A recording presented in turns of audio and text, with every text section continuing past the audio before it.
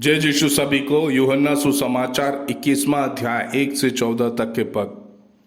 यहां हमको देखने को मिलता है परमेश्वर अपने 7 शिष्यों के सामने फिर से प्रकट होते हैं। उनके पुनरुत्थान के बाद वो तीसरा प्रकट हमको देखने को मिलता है।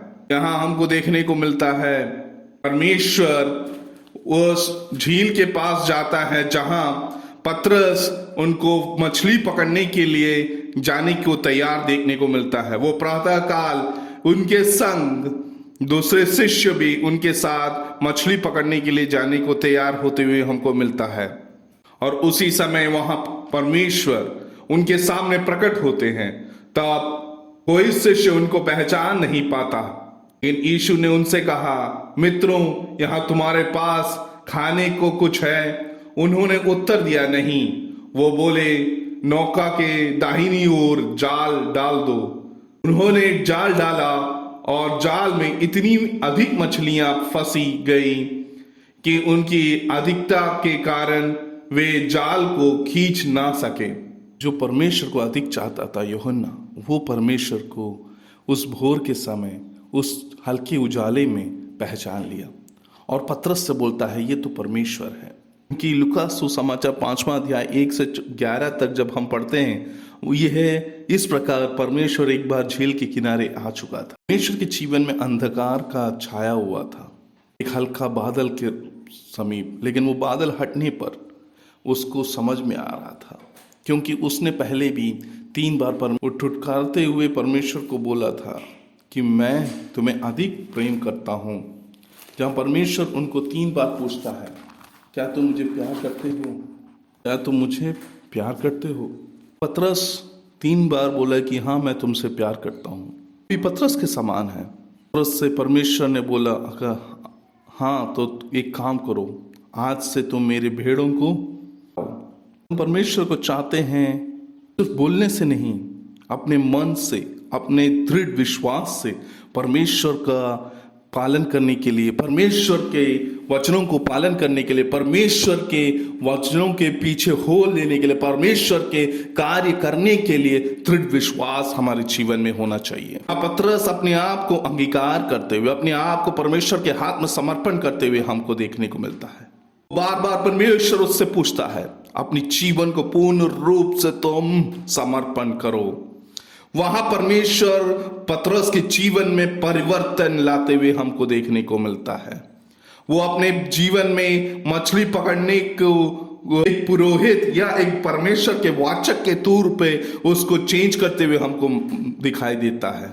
जो कल तो शिमोन माना जाता था, वो आज से पतरस कहलाएगा। वो एक पत्थर के, पतरस मतलब पत्थर कहलाने लायक हो जाने को हमको देखने को मिलता है। परमेश्वर पापों को जब क्षमा करता है, तब उसको समझ में आता है परमेश्वर कौन है, उसके वचनों का अर्थ क्या है, वो क्यों मरा, क्यों हमारे लिए जी उठा। उसका अर्थ उसको वहां समझते हुए हमको देखने को मिलता है। कभी हम अपने जीवन में क्यों पढ़ते हैं, क्यों हम अमल करते हैं, सब भूल जाते हैं। लेकिन हमारे जीवन में हमको उसकी अहमियत तब मिलती है जब हम अपने आप को परमेश्वर के हाथ में पूर्ण रूप से समर्पण करें। आज नेशनल लेबर डे है। परमेश्वर के लिए कार्य करने के लिए तैयार हैं।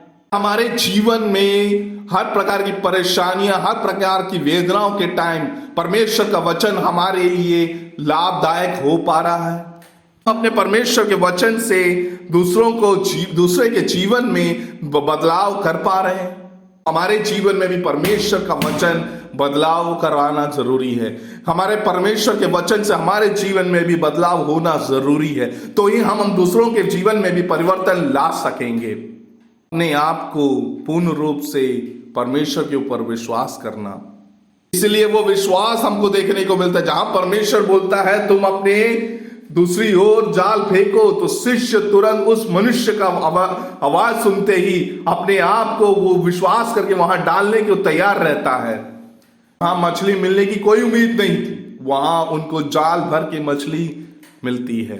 विश्वास परमेश्वर के ऊपर पूर्ण रूप से हमको देखने को मिलता है। तीसरी बार जहां परमेश्वर 7 शिष्यों के सामने अपने आप को प्रकट करते हुए हमको देखने को मिलता है।